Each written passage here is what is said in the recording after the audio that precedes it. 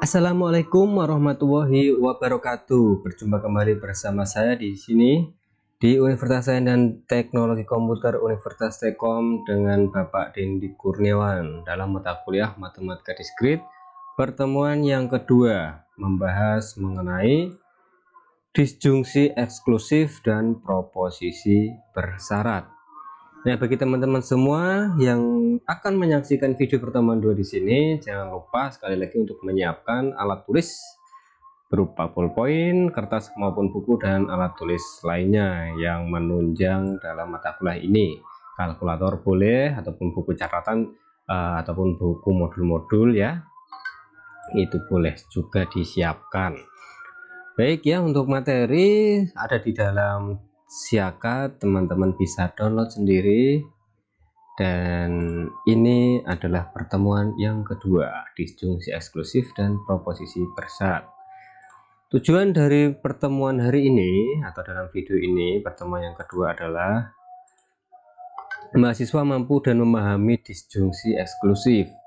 Jadi kalau kemarin kita hanya membahas disjungsi gitu ya, yang kata gantinya adalah atau, maka nanti di sini ada disjungsi yang lainnya, ada jenisnya dia. Kemudian juga nanti kita membahas mengenai proposisi bersyarat. Oke, langsung saja ke topik pembahasan yang pertama, yaitu disjungsi eksklusif. Nah, kata atau maupun or dalam operasi logika digunakan dalam salah satu dari dua cara. Ada dua cara di sini. Yang pertama adalah inclusive or, yang berarti atau di sini itu mempunyai makna P ataupun he atau keduanya. Nah, contoh di dalam suatu proposisi, tenaga IT yang dibutuhkan menguasai bahasa C++ atau Java. Kalau teman-teman melihat ataupun membaca pernyataan tersebut, teman-teman dapat memaknai ataupun dapat mengartikan bahwa tenaga IT yang dicari itu harus menguasai bahasa C++ atau Java, ya, bahasa Java. Salah satunya bahasa Java ataupun bahasa C++, atau menguasai kedua-duanya. Itu memiliki nilai yang lebih ya. Misalkan menguasai C++ dan bahasa Java itu memiliki nilai yang lebih. Intinya itu lebih bagus sekali malahan. Tapi kalau hanya menguasai C++ saja, itu juga boleh ikut ataupun boleh melamar. Atau hanya menguasai bahasa Java saja, itu juga masih masuk ke dalam kategori. Nah, kalau exclusive or, atau di sini berarti P atau he, tetapi bukan keduanya. Contoh, ia dihukum 5 tahun atau denda 10 juta. Nah, jadi atau di situ dia semacam sebagai pilihan, tidak bisa terjadi kedua-duanya. Ya, seperti halnya ketika teman-teman di sini harus mengambil satu jurusan di dalam satu fakultas. Ya, misalkan mahasiswa A mengambil jurusan sistem komputer atau teknik komputer. Ya, harus mengambil salah satu. Meskipun kedua-duanya itu sebenarnya ya pilih-pilih saja ya. Nah, tapi kalau di dalam exclusive or itu yang dipakai hanya satu saja, tidak boleh kedua-duanya. Nah, dalam pengertian lain, disjungsi inklusif ya, atau yang kita bahas kemarin itu adalah disjungsi inklusif. Contoh lainnya ada kalimat, tamu yang datang pada ulang tahun Riri harus membawa hadiah atau kue tart. Harus membawa hadiah atau kue tart. Boleh membawa salah satu hadiah saja atau kue tart saja, juga boleh membawa keduanya. Itulah disjungsi inklusif. Ya, dari pernyataan di atas, tamu yang datang itu harus memiliki 3 pilihan ataupun terdapat 3 pilihan. hanya membawa hadiah, pilihan yang pertama. Pilihan yang kedua hanya membawa kue, dan pilihan yang ketiga membawa kedua-duanya. Ini yang dinamakan disjungsi inklusif. Artinya ataupun disjungsi inklusif ini dapat diartikan pernyataan bernilai benar apabila salah satu di antara dua proposisinya benar atau keduanya benar. Ya, terdapat 3 kondisi, 3 pilihan di dalam inklusif. Contoh tabel kebenarannya yang seperti kemarin saya tampilkan di pertemuan yang pertama, jika benar bertemu dengan benar, hasilnya adalah benar. Benar bertemu dengan salah, hasilnya benar. Salah bertemu dengan benar, hasilnya benar. Salah bertemu dengan salah, hasilnya adalah salah.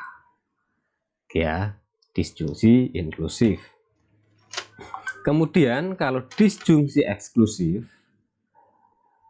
ini ya, cara yang kedua, kata atau yang digunakan secara eksklusif, disjungsi ini bernilai benar apabila salah satu di antara dua proposisi atomiknya bernilai benar, tetapi tidak keduanya.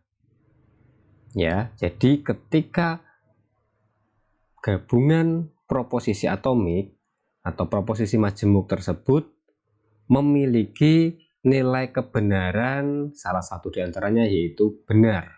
Salah satu, berarti kalau ada dua, yang satu benar, yang satu salah.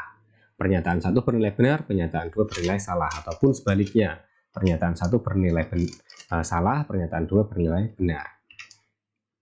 Dan terkhusus untuk disjungsi eksklusif menggunakan operator logika XOR, yaitu dibaca eksklusif OR, untuk membedakannya dengan disjungsi inklusif. Jadi beda teman-teman antara disjungsi inklusif dengan disjungsi eksklusif. Kalau inklusif tadi kita terdapat 3 pilihan, membawa A atau B dan membawa A, B, A dan B ya. Tetapi kalau di eksklusif tidak demikian. Disjungsi eksklusif antara P dan H dinyatakan dengan logo tanda plus dilingkari seperti itu, yang bernilai benar apabila salah satu proposisinya bernilai benar tetapi tidak untuk keduanya. Nah, kalau kita lihat di dalam tabel kebenarannya seperti ini. Jadi ketika dia benar bertemu dengan benar, hasilnya malah false. Ya, true bertemu true, hasilnya adalah false. Ini logo dari XOR, eksklusif OR. Ya, bisa dibedakan. Nah, contoh dari eksklusif OR, contoh lainnya, terdapat suatu pernyataan, mahasiswa jurusan informatika boleh memilih peminatan multimedia atau jaringan. Multimedia atau jaringan. Artinya, mahasiswa jurusan informatika hanya memiliki 2 pilihan saja. Kalau tidak multimedia saja, ya jaringan saja. Tidak boleh kedua-duanya. Nah, itu perbedaan disjungsi inklusif dengan disjungsi eksklusif. Sampai sini bisa dipahami teman-teman? Ya. Mahasiswa informatika tersebut juga tidak diizinkan untuk memilih 2 jenis peminatan sekaligus. Oke, kesimpulannya adalah eksklusif OR atau XOR seperti dalam contoh tersebut justru tidak mengizinkan pernyataan bernilai benar jika kedua proposisi penyusunnya bernilai benar. Ketika P bernilai benar dan H bernilai benar, maka outputnya itu tidak boleh benar, alias harus salah. Itu kalau eksklusif. Simbolnya tadi ya, lingkaran, tengahnya ada tanda plusnya. Baik teman-teman, kita lanjut subpoin yang kedua, yaitu proposisi bersyarat ataupun kondisi maupun disebut sebagai implikasi. Implikasi atau kondisi biasa ditulis seperti yang tampil di monitor saat ini. P arah panah ke kanan, H. Ya. dibaca jika P maka hi. Nah, jika maka. Sebenarnya banyak sekali cara pembacaannya.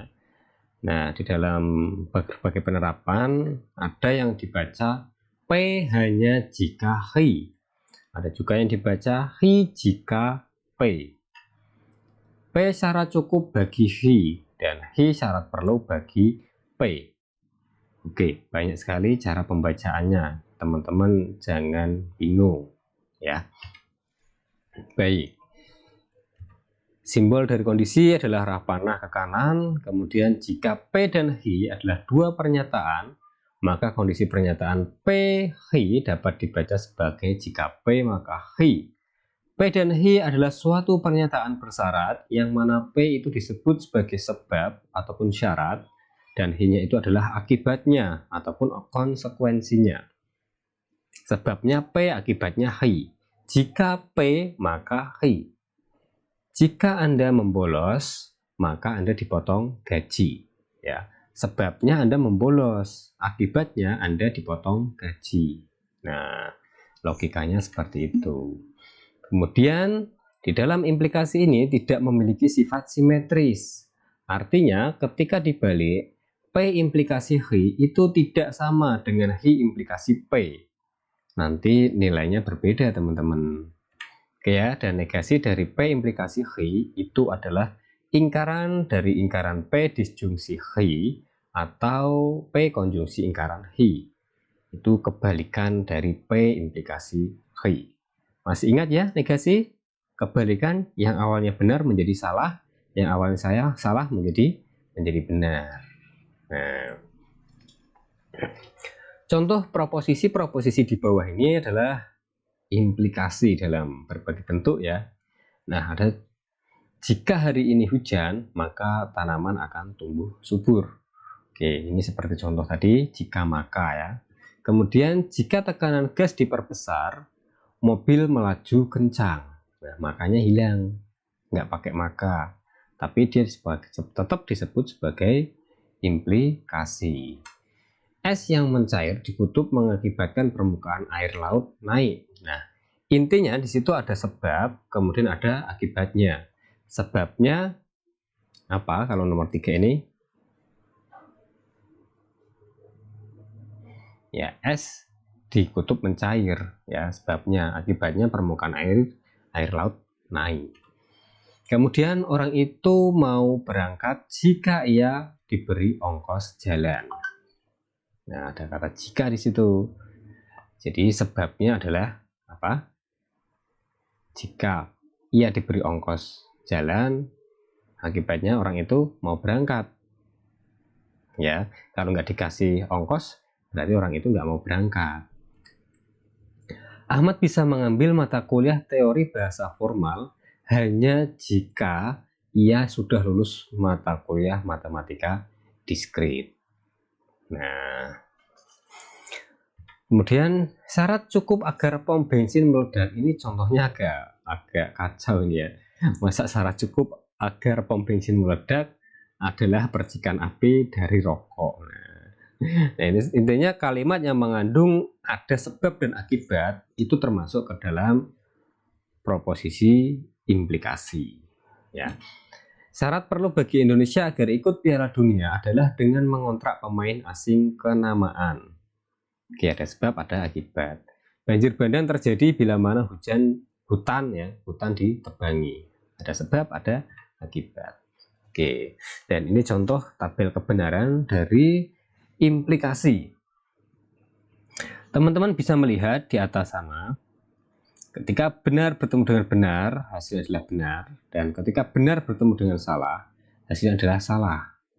Serta ketika salah bertemu dengan benar, artinya benar, salah bertemu salah, hasilnya benar. Wow, Pak, cara mengingatnya gimana itu? Kok benar semua, yang salah kok cuma BS saja? Cara yang mudah adalah ketika kita mendengar kata BS. Barang BS, barang yang kurang bagus ya. Nah, jadi ketika ada barang BS, itu berarti salah. Itu nggak bagus barang BS. Jadi ketika mengingat implikasi, teman-teman bisa mengingatnya dengan BS. Wah, BS berarti jelek. Selain itu bagus semua. Nah, berarti selain BS itu nilainya benar. Tetapi yang BS nilainya salah. Ya, teman-teman bisa lihat di sana, dia tidak memiliki sifat simetris. Atau ketika dibalik, Hi dengan P atau Hi implikasi P, itu nilainya berbeda. Silahkan teman-teman cek di sini, ya, ketika nilai sebabnya itu benar dan nilai akibatnya itu salah, baik kan sebab ya akibat ya, maka outputnya adalah salah. Ya. Sementara ketika inputnya atau sebabnya salah, akibatnya benar, outputnya benar. Nah, kalau kita lihat seperti ini, ya Hi P, Hi sebagai sebab, P sebagai akibat. Hi-nya atau sebabnya adalah S, akibatnya B. Itu outputnya adalah benar, ya. Jadi dia tidak memiliki sifat simetris. Nah, kalau di sini kalau kita melihat ya Hi P benar bertemu dengan salah, hasilnya adalah salah. Oke, jadi ketika dibalik tabel kebenarannya nggak sama. BS BB, kalau ini BB SB. Jadi di dalam implikasi tidak memiliki sifat simetris. Pernyataan P implikasi Hi akan selalu mempunyai nilai kebenaran benar kecuali jika P nilai pertama atau sebabnya bernilai benar dan Hi nilai kedua atau akibatnya bernilai salah. Contoh di dalam pengimplementasian kalimat atau sebuah kata ya, ada suatu pernyataan implikasi P implikasi Hi, jika X sama dengan 1 maka X kuadrat min 1 sama dengan 0. Kemudian dibalik dia, P implikasi Hi diubah menjadi Hi implikasi P. Jadinya berbunyi sekarang. Ini kan awalnya P ya, yang ini. Yang ini P, kemudian yang kanan Hi. Karena sekarang dibalik menjadi Hi P, berarti yang dibaca ini dulu. Jika X kuadrat min 1, ya, jika X kuadrat min 1 sama dengan 0, maka X sama dengan 1. Kalau Anda melihat pernyataan di atas yang saya tunjuk panah ini benar. Pernyataan tersebut benar. Jika X-nya sama dengan 1, maka X kuadrat min 1 sama dengan 0. X kuadrat berarti 1 kuadrat ya, karena X-nya kan 1. 1 kuadrat dikurangi 1 sama dengan 0. 1 dikurangi 1 sama dengan 0, benar ya. Tapi kalau teman-teman mengubahnya menjadi Hi implikasi P, ini diubah. Jika X kuadrat min 1 sama dengan 0, maka X-nya sama dengan 1. Oke, ini benar. Tapi masih ada kemungkinan lain. X-nya itu nggak hanya 1 saja. Dia bisa juga bernilai X itu sama dengan min 1. Nah, coba teman-teman masukkan min 1 kuadrat. Ya, X kuadrat min 1 kuadrat min 1. Nah, ataupun di sini min 1 kuadrat. Ya, itu kan sama dengan positif 1 ya. Nah, jadi X-nya itu kalau ditulis 1 saja itu enggak benar, salah dia, kurang tepat. Ya, benar tapi kurang tepat. Karena masih ada kemungkinan angka lain yaitu negatif 1. Oke, jadi implikasi ini tidak bisa dibulak-balik. Tidak memiliki sifat simetris. Contoh merubah simbolis ke kalimat. Ada suatu pernyataan P, jika suhu mencapai 80 derajat Celcius, Hi-nya berbunyi, alarm akan berbunyi. P implikasi Hi berbunyi bagaimana teman-teman? Coba di pause dulu videonya, dijawab. Bisa juga ditulis langsung di buku catatan. Oke, terima kasih sekali bagi yang sudah menjawab. Maka kalau kita melihat P implikasi Hi, jadinya jika suhu mencapai 80 derajat Celcius, maka alarm akan berbunyi. Ya, selamat ya bagi Anda yang menjawabnya dengan benar, dan bagi yang belum benar, coba dipahami lagi, atau coba kerjakan soal yang kedua ini. P berbunyi jika Anda tidak mendaftar ulang, Hi-nya Anda dianggap mengundurkan diri. Kalau kita mengubahnya ke dalam P implikasi Hi, maka dia akan berbunyi bagaimana? Oke, silahkan di pause dulu sebentar. Ya, baik. Terima kasih yang sudah menjawab. Dan jawaban Anda apakah benar? Ini jawabannya benar. Jika Anda tidak mendaftar ulang, maka Anda dianggap mengundurkan diri. Cukup mudah sekali kan? Nah, saya lanjutkan lagi. Contoh yang lain, tulis dalam bentuk simbolis. Jika Andi mengambil kalkulus atau Putih mengambil sosiologi, maka Cici akan mengambil bahasa Inggris. Siapa yang bisa menjawab ini? Langsung tulis di kolom komentar ya.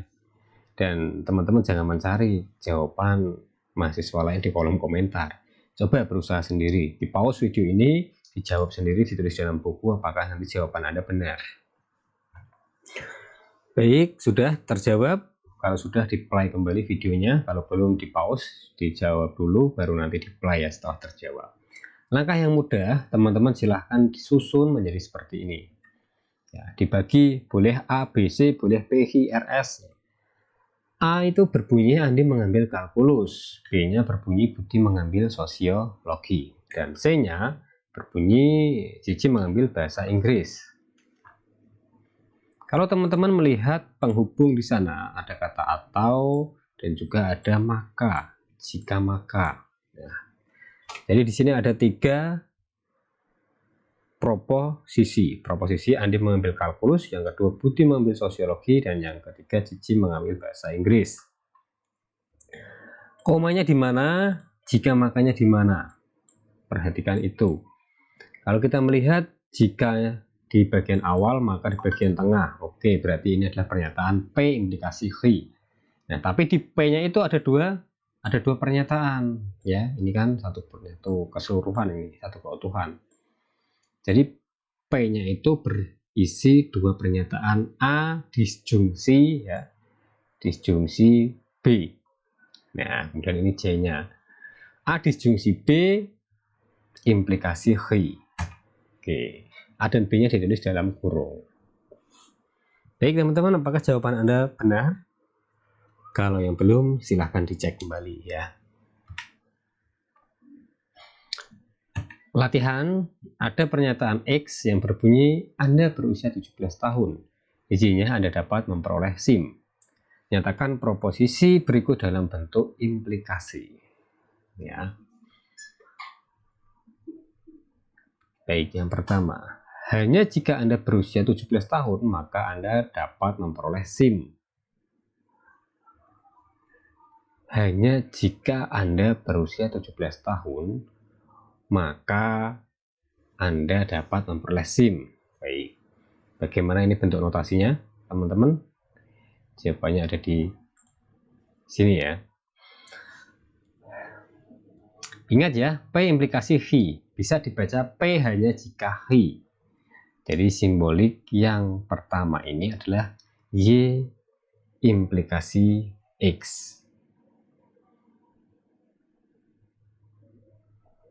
Anda dapat memperoleh SIM hanya jika Anda berusia 17 tahun. Oke. Kemudian yang kedua, syarat cukup agar Anda dapat memperoleh SIM adalah Anda berusia 17 tahun. Syarat cukup ya. Agar Anda dapat memperoleh SIM adalah Anda berusia 17 tahun. Baik. Yang B, pernyataannya ekuivalen adalah Anda berusia 17 tahun adalah syarat cukup untuk dapat memperoleh SIM. P implikasi H dibaca P syarat cukup untuk H. Notasi simboliknya X implikasi Y. Baik, sampai sini teman-teman bisa dipahami. Yang ke C sekarang. Syarat perlu agar Anda dapat memperoleh SIM adalah Anda berusia 17 tahun. Syarat perlu agar Anda dapat memperoleh SIM adalah Anda berusia 17 tahun. Baik, yang C. Pernyataan yang ekuivalen itu yang sama ya artinya. Anda berusia 17 tahun adalah syarat perlu untuk dapat memperoleh SIM. P implikasi H bisa dibaca H syarat perlu untuk P. Dan notasi simboliknya adalah Y implikasi X ya. Jadi Y-nya yang di awal, X-nya yang di depan. Kemudian jika Anda tidak dapat memperoleh SIM, maka Anda tidak berusia 17 tahun. Ada kata tidaknya semua, jadi ingkaran di situ ya. Nah, ingkaran Y implikasi ingkaran X karena ada kata tidaknya. Dan yang E, Anda tidak dapat memperoleh SIM bila mana Anda belum berusia 17 tahun. Nah, ini juga ada negasinya. Ya, negasi X implikasi negasi Y. Oke, teman-teman, itu contoh beberapa dari pembentuk notasi ya dari pernyataan yang diketahui tadi. Dan selanjutnya di sini ada contoh lagi soal cerita. Dua pedagang barang kelontong mengeluarkan moto jitu untuk menarik pembeli. Pedagang pertama mengumbar moto, barang bagus tidak murah. Nah, barang bagus tidak murah berarti mahal ya. Sedangkan pedagang kedua mempunyai moto, barang murah tidak bagus. Nah, barang murah tidak bagus. Apakah kedua moto pedagang tersebut menyatakan hal yang sama? Oke, kita bisa membandingkan ya. Jadi ada dua proposisi, yaitu barang itu bagus dan barang itu murah. Karena yang dibahas itu kan hanya itu ya, barang bagus dan barang murah. Moto pedagang pertama adalah jika barang itu bagus maka barang itu tidak murah. Jika P maka ingkaran Hi. Nah, jika P maka ingkaran Hi. Sedangkan moto barang pedagang yang kedua, jika barang itu murah maka barang itu tidak bagus. Atau jika Hi implikasi ingkaran P. Ya, teman-teman bisa lihat ya di sana di atas ya. Kemudian kita bisa tentukan dengan menggunakan tabel kebenaran. Kita cari masing-masing nilai kebenaran P implikasi ingkaran Hi dan kita cari Hi implikasi ingkaran P. Kita cari dulu masing-masing ingkaran P dan ingkaran Hi. Ingat, di sini karena ada dua pernyataan, jadi kita cukup membuat 4 kemungkinan saja. Di mana yang P itu benar-benar salah-salah dan yang Hi-nya benar-salah benar-salah. Kemudian kita ingkarankan P-nya, karena di sini ada ingkaran P ya. Jadi yang awalnya benar menjadi salah, yang awalnya salah menjadi benar. Kita juga ingkarankan Hi-nya, karena di atas sana juga ada ingkaran. Ingkaran yang awalnya benar menjadi salah, yang awalnya salah menjadi benar. BS menjadi SB, false true. Oke, kita cari moto pedagang yang pertama, P implikasi ingkaran Hi. Jadi bagian yang ini ya, P implikasi dengan ingkaran Hi. Nah, kita fokus kedua ini. Tadi ingat, implikasi akan bernilai salah ketika benar bertemu dengan salah atau BS. Benar bertemu dengan salah, oke ini BS ya, hasilnya salah. Benar bertemu dengan benar, hasilnya benar. Salah bertemu dengan salah, hasilnya adalah benar. Salah bertemu dengan benar, hasilnya adalah benar ya. Ini moto pedagang pertama. Kemudian kita cari moto pedagang kedua adalah Hi implikasi ingkaran P. Hi-nya ini ya dengan ingkaran P. Nah, true false, benar salah, BS berarti salah. False berarti benar ya. True berarti benar. False true berarti benar. Oke, kalau teman-teman lihat antara dua pernyataan ini yang saya kotai ini ya, nah kotaknya nggak sempurna. Kalau teman-teman lihat hasil dari tabel kebenarannya yaitu false true, true ya, false true, true sama ya.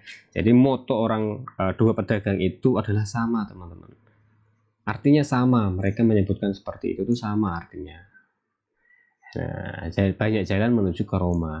Nanti dalam pemrograman pun juga sama teman-teman, mau menggunakan teknik yang bagaimana terserah ya, terserah caranya bagaimana, terserah, yang penting hasilnya sesuai dengan yang diminta.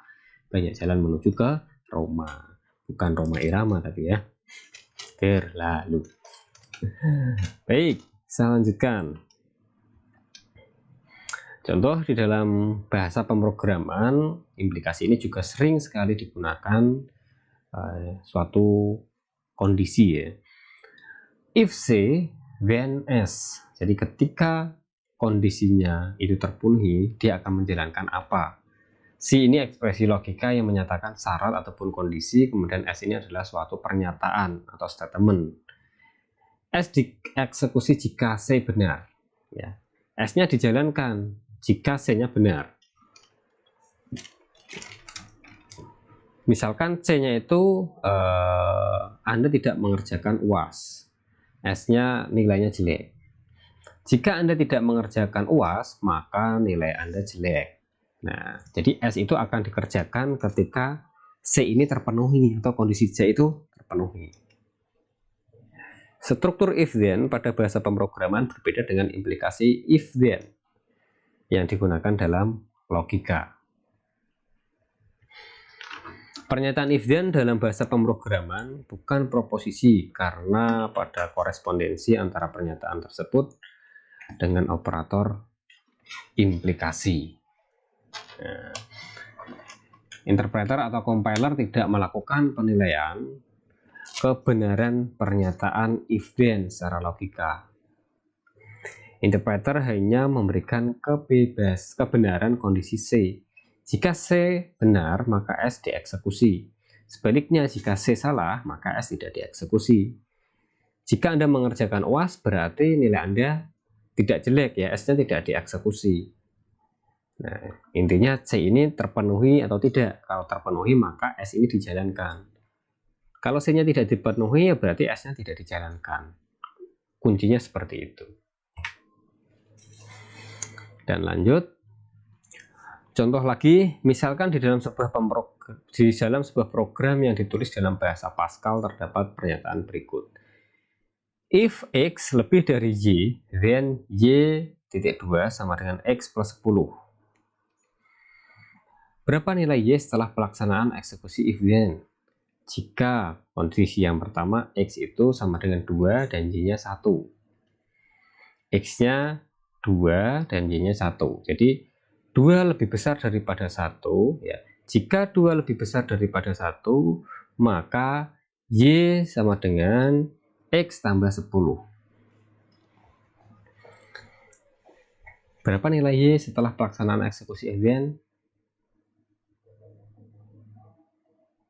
Oke, caranya adalah nih, X sama dengan 2 dan Y sama dengan 1. Ekspresi X lebih besar daripada Y bernilai benar. Ya kan, 2 lebih besar daripada 1, maka proses Y sama dengan X plus 10 ini dieksekusi, ya, dilaksanakan. Nilai Y sekarang menjadi Y sama dengan 2 ditambah 10, ya. Kok bisa Pak, kok 2 tambah 10? Ya kan, X nya 2, ini X ini kan 2, kemudian ditambah 10, jadi Y nya sekarang menjadi 12 setelah proses dieksekusi. Kemudian kondisi yang kedua sekarang.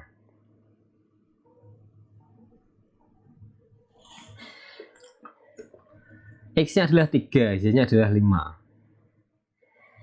3 lebih besar daripada 5. Jika 3 lebih besar daripada 5, then Y sama dengan X plus 10. Oke, berapakah nilai Y-nya?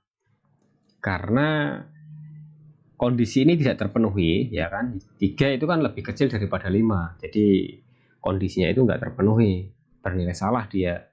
Pernyataan Y-nya itu masih sama, yaitu tidak dilakukan penambahan, tidak dilakukan dengan penambahan 10. X-nya masih sama, yaitu 5. Ya, X-nya 5. Karena Y sama dengan X plus 10. X-nya 5, tapi tidak ditambahkan dengan 10, karena dia tidak memenuhi syarat di kondisinya. X lebih besar daripada Y.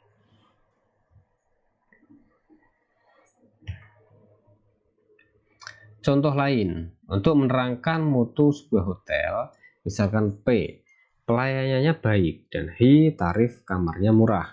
R, hotelnya berbintang 3. Terjemahkan proposisi-proposisi berikut dalam notasi simbolik menggunakan PHR. Ini yang disuruh menjelaskan. Tarif kamarnya murah, tapi pelayanannya buruk. Pelayanannya padahal baik, ya. Tarifnya berarti Hi, tarif kamarnya murah. Oke, Hi berarti. Nah, jadi Hi. Ya, Hi. Kemudian tetapi itu dan, ya, konjungsi. Pelayanannya buruk, padahal di sana pelayanannya baik, berarti ingkaran lingkaran P. Nah, ini ya, lingkaran P.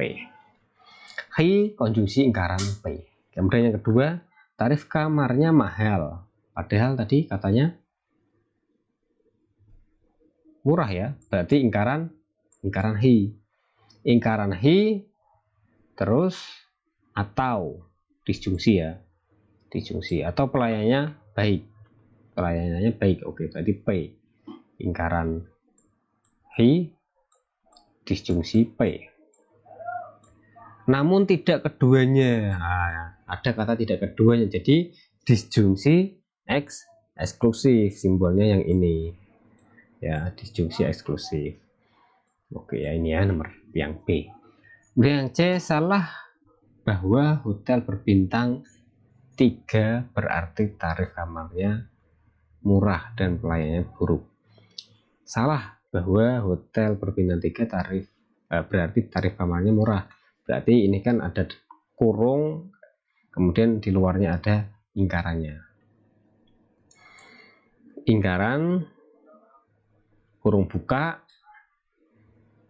berbintang 3 tadi ya, hotel berbintang 3 berarti R. Yang lingkaran itu di luarnya ya, bukan di R-nya tapi di luar kurung.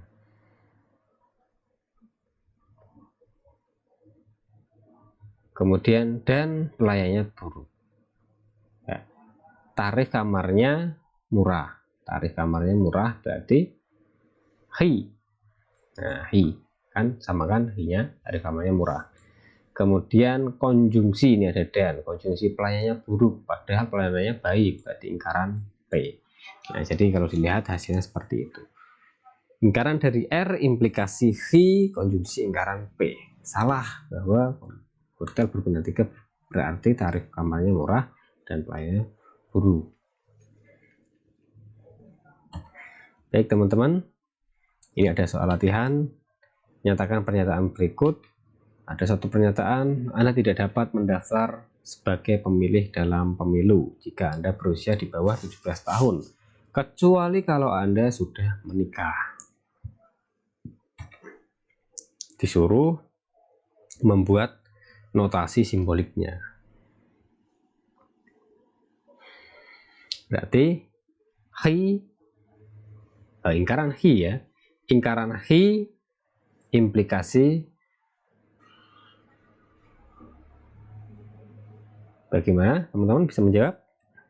Oke, di pause dulu, coba dipikir. Baik, bagi yang sudah menjawab, ini ada penyelesaiannya. Anda tidak dapat terdaftar sebagai pemilih dalam pemilu jika Anda berusia di bawah 17 tahun, kecuali kalau Anda sudah menikah. Verbannya berarti hi jika P.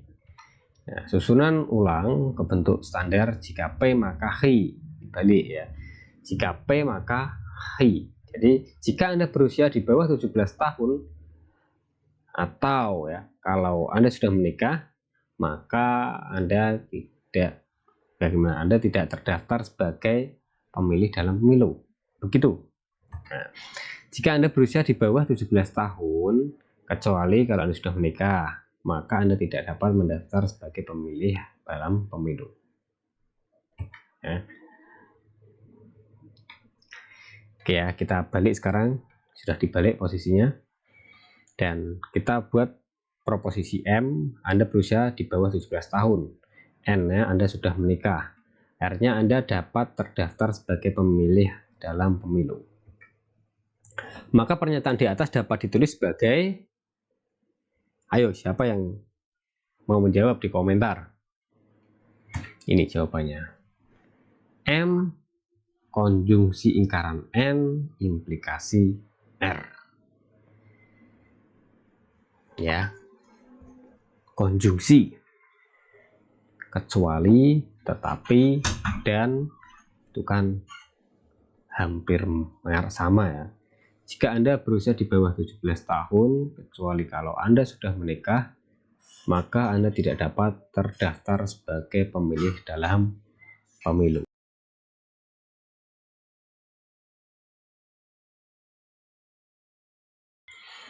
Ya, siapa yang menjawab dengan benar dan siapa yang menjawab dengan salah?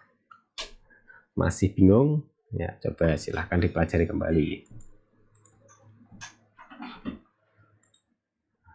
Ya, ada latihan di sini ya untuk mengasah kemampuan Anda. Silahkan ubah kalimat ini ke dalam ekspresi logika atau notasi simbolik ya. Yang pertama, Anda hanya dapat mengakses internet dari kampus hanya jika Anda mahasiswa informatika atau Anda bukan seorang sarjana. Jadi yang diploma ya, yang boleh atau magister ya. Yang kedua, Anda tidak dapat menaiki roller coaster jika Anda tingginya kurang dari 150, kecuali jika Anda berusia lebih dari 16 tahun. Silahkan dicoba, dibuat simboliknya, dan dijawab di komentar ya, ataupun di buku catatan buat latihan Anda sendiri. Sekian untuk pertemuan yang kedua. Sampai jumpa di pertemuan yang ketiga, dan jangan lupa untuk presensi. Jika ada pertanyaan bisa dituliskan di dalam komentar syakat ataupun bisa bertanya ke WA saya. Saya Dendi Kurniawan. Wassalamualaikum warahmatullahi wabarakatuh.